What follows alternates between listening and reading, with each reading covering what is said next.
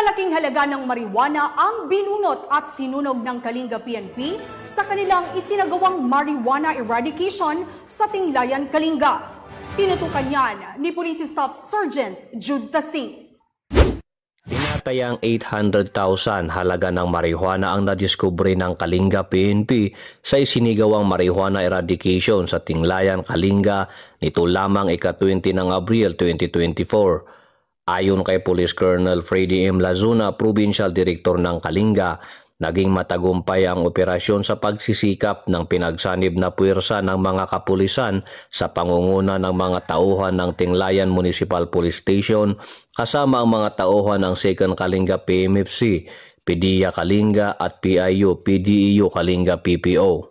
Pinuri naman ni Police Colonel Lazuna ang mga operatiba sa kanilang matagumpay na operasyon at sinisiguro naman na lalo pa nilang paigtingin ang kanilang kampanya kontra illegal na druga, gayon din upang matuldukan ang paglaganap ng ipinagbabawal na halaman sa kanilang nasasakupan.